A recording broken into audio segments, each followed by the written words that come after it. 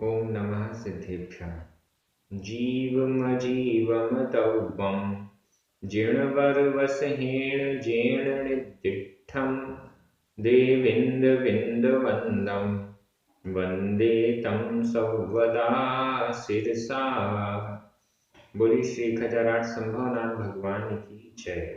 आचार्य श्री नेमिचंद्र सिद्धांति देव की जय। हम सभी बड़े सौभाग्यशाली हैं जो हमें आचार्य नेमिचंद्र सिद्धांति देव के द्वारा रचित महान ग्रंथ द्रव्य संग्रह के अध्ययन का अवसर मिल रहा है। यह ग्रंथ अपने आप में जैन धर्म और दर्शन के समस्त मूल तत्वों को सार रूप से समाहित किए हुए है। अभी तक हमने 27 गाथाओं के द्वारा पूर्ण रूप से द्रव्य और पंचास्तिकाय अधिकार को पूर्ण किया है। अब तत्व एवं पदार्थ अधिकार प्रारंभ हो रहा है। यहां से तत्वों की जो व्याख्या प्रारंभ हो रही है, निश्चित रूप से कई नई बातें विषय हमें समझने में आएंगे। आज की यह गाथा क्रमांक 28 है तो बहुत सरल, लेकिन इसमें भी एक ऐसा विषय छुपा हुआ है जो जब हम समझेंगे तो हमें बड़ा आनंद आएगा। चलिए प्रारंभ करते हैं। गाथा क्रमांक 28। उच्चारण। आसव आसव, बंधन, संवर संवर, ऋज्जर ऋज्जर आधा ज पूरा ज, ऋज्जर, मोक्षो आधा का ख, मोक्षो, सपूर्ण पावा सपूर्ण पावा आधा न पूर्ण, सपूर्ण पावा, जे जीवा जीव विशेषा जीवा जीव विशेषा, ते वि वि, समासेण समासेण, पभणामो पभणामो, आसव बंधन संवर आसव बंधन संवर, ऋज्जर मोक्षो सपूर्ण पावाजे ऋज्जर मोक्षो सपूर्ण पावाजे, जीवा जीव विशेषा जीवा जीव विशेषा, ते विषमासेण पभणामो ते विषमासेण पभणामो। गाथा बहुत सरल है, बड़ी अच्छी है और इसका अर्थ तो आपको एकदम क्लियर हो रहा होगा। आसव बंधन संवर ऋज्जर मोक्षो और इसके बाद सपूर्ण पावा। ये सब क्या है? अभी तक 6 द्रव्यों को वर्णित किया गया। 6 द्रव्यों में मुख्य रूप से 2 बताए गए, जीव और अजीव।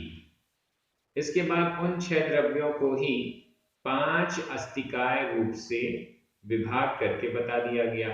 5 द्रव्य अस्तिकाय हैं, काल द्रव्य अस्तिकाय नहीं है, ये बता दिया गया। अब आ रहे हैं तत्वों पर। 7 तत्व होते हैं और 9 पदार्थ होते हैं। इन तत्व और पदार्थों को यहाँ पर प्रकरण में लिया जा रहा है और नाम निर्देश किया जा रहा है। लेकिन इसमें भी यही बात है, जैसे द्रव्य के प्रसंग में जीव और अजीव ये ही मुख्य 2 द्रव्य हैं, उसी प्रकार से तत्व और पदार्थ के विषय में भी जीवा जीव विशेषा यह कहकर स्पष्ट कर दिया गया कि ये जो तत्व हैं या 9 पदार्थ हैं, ये भी जीव और अजीव के विशेष ही हैं। चलिए अर्थ देखते हैं, बड़ा क्लियर और सरल है। आसव आश्रव आसव आश्रव, बंधन बंध बंधन बंध, संवर संवर का अर्थ है संवर, ऋज्जर निज्जर निर्जरा निज्जर निर्जरा, मोक्षो मोक्षो मोक्ष। कितने हो गए? आश्रव, बंध, संवर, निर्जरा और मोक्ष। ये 5 हो गए, ये 5 हो गए। इसमें जीवा जीव विशेषा संधि विच्छेद कर लीजिए। जीव अजीव, जीव व का अ, अजीव का अ, दोनों आ मिलकर बड़ा आ हो गया। जीव अजीव, जीवाजीव, जीव और अजीव की विशेषता से सहित, जीव और अजीव की विशेषता वाला। तो जीव और अजीव को और ले लीजिए। जीव अजीव आश्रव बंध संवर निर्जरा और मोक्ष, ये 7 तत्व हो गए। ये 7 तत्व हो गए। जीव अजीव आश्रव बंध संवर निर्जरा और मोक्ष, ये 7 तत्व हैं। और इनमें सपूर्ण पावा, स यानी सहित, पूर्ण पुण्य, पावा पाप, स यानी सहित, पुण्य और पाप से सहित। पुण्य और पाप को भी इनमें जोड़ देते हैं तो ये 9 पदार्थ हो जाते हैं। 7 तत्व और 9 पदार्थ। 7 तत्वों में ही पुण्य और पाप को जोड़ देने से 9 पदार्थ बन जाते हैं। जब पुण्य और पाप को तत्व में नहीं गिना तो वहां पर इसका अंतर्भाव बंध में कर लिया गया है। बंध 2 प्रकार का है, पुण्य बंध और पाप बंध। इस दृष्टि से तत्वों में पुण्य और पाप का अंतर्भाव बंध शब्द से किया गया है, ऐसा समझना चाहिए। तो ये 7 तो तत्व हो गए और 9 पदार्थ हो गए। जीव अजीव आश्रव बंध संवर निर्जरा और मोक्ष, ये 7 तत्व हैं। इनमें ही पुण्य और पाप को मिला देने से 9 पदार्थ हो जाते हैं। गाथा में क्या लिखा हुआ है? आश्रव बंधन संवर निर्जर मोक्षो, आश्रव बंधन संवर निर्जरा और मोक्ष। स पुण्य पावा, स यानी सहित, पुण्य और पाप से सहित। जे जो, जीवा जीव विशेषा, जीव और अजीव के विशेष हैं। देखिएगा, पुण्य और पाप से सहित, आश्रव बंध संवर निर्जरा और मोक्ष। जे जो, जीवा जीव विशेषा, जीव और अजीव के विशेष हैं। जीव और अजीव की विशेष अवस्थाएं हैं। जीव और अजीव की विशेष अवस्थाएं, विशेष पर्यायें या विशेष भेद हैं। आश्रव कोई अलग वस्तु नहीं है, उसका कोई अलग अस्तित्व नहीं है।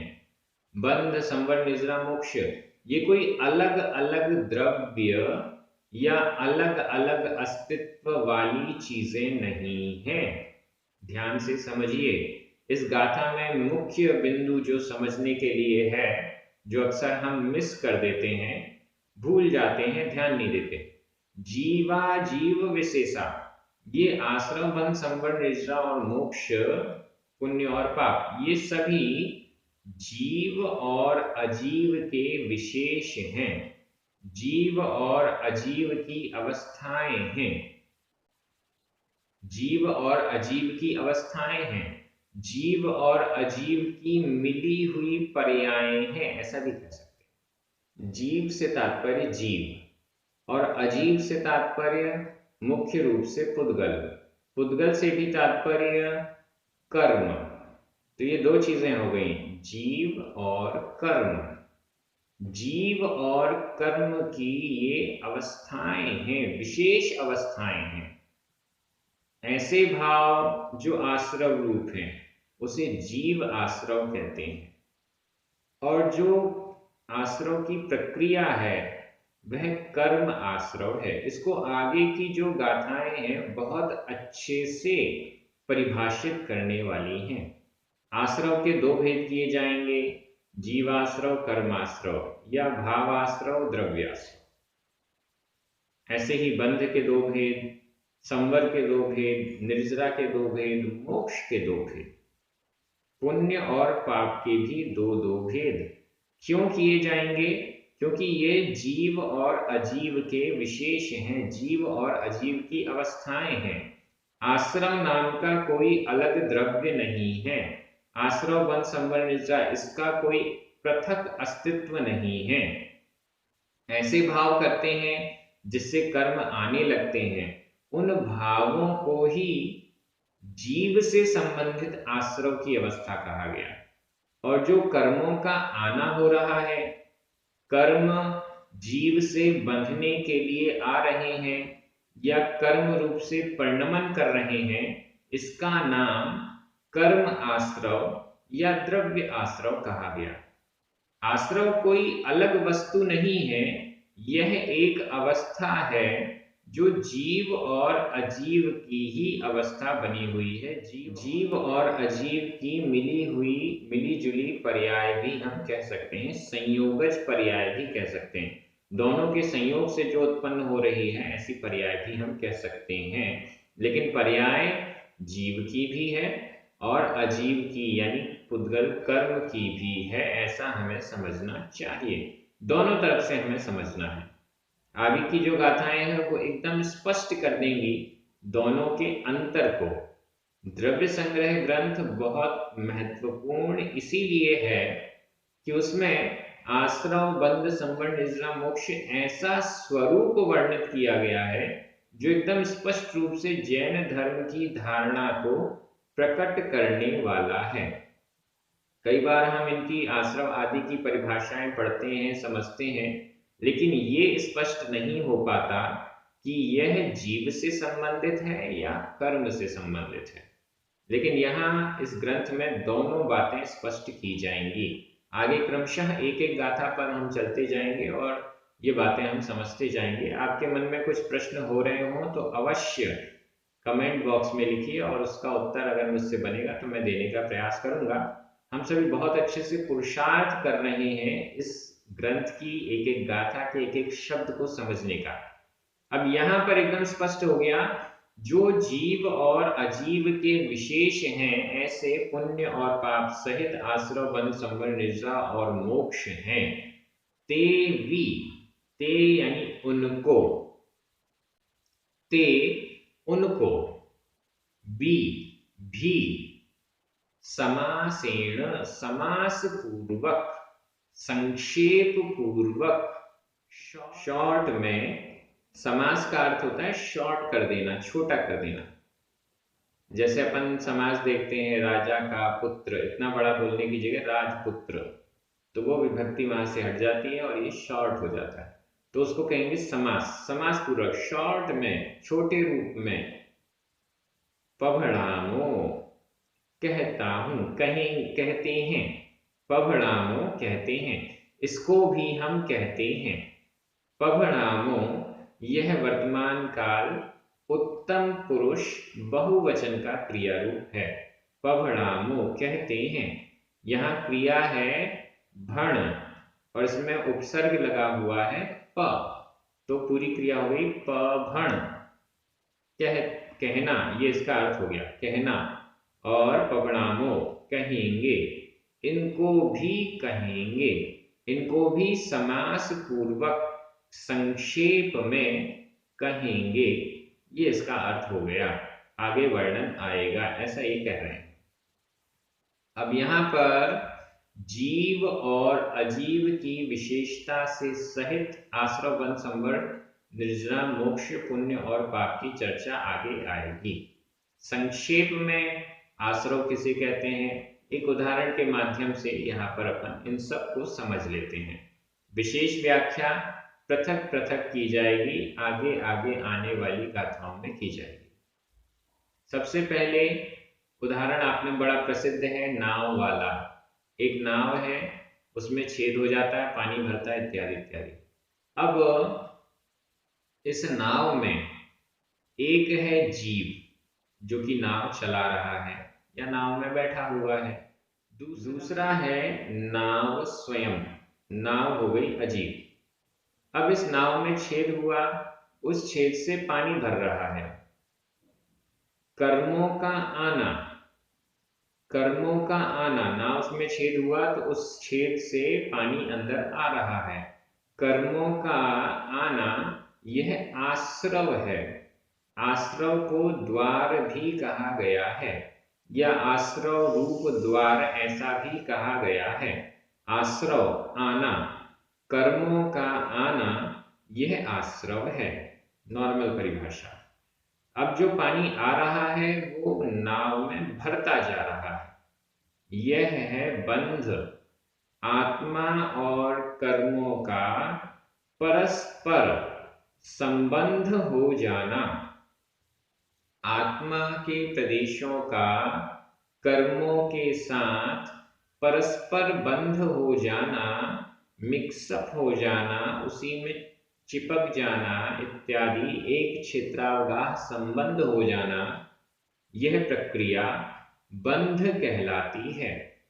नाव में पानी भर गया, अब क्या करें? नाव तो डूब जाएगी ऐसे में, इतना कर्म बंधन हो गया है, संसार में ही डूब जाएंगे। क्या करें? इसको बंद करना है।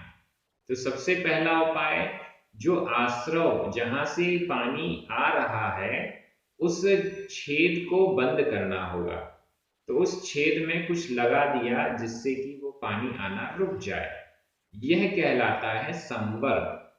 आश्रव का रुक जाना, उस कर्मों के आने के मार्ग को रोक देना, अवरुद्ध कर देना, यह संवर है। मतलब कर्मों का आना रुक गया।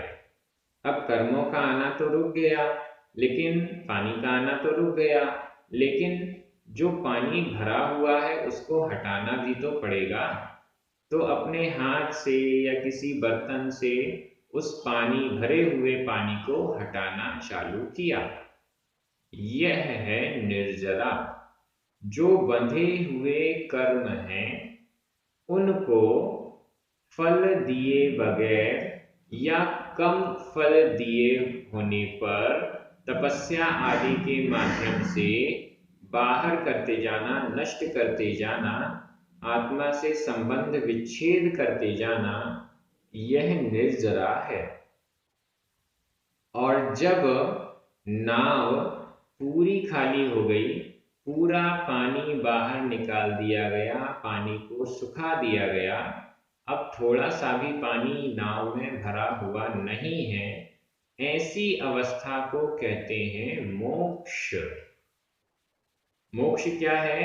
आत्मा से समस्त कर्मों को अलग कर देना, आत्मा से समस्त कर्मों को नष्ट कर देना, संबंध विच्छेद कर देना। एक भी कर्म अब आत्मा से बंधा हुआ नहीं है, यह अवस्था मोक्ष कहलाती है। मुक्त अवस्था है, मुक्त जीव हो जाते हैं, सिद्ध भगवान हो जाते हैं, यह मोक्ष अवस्था है। आत्मा कर्मों से अलग हो गई, ये मोक्ष अवस्था।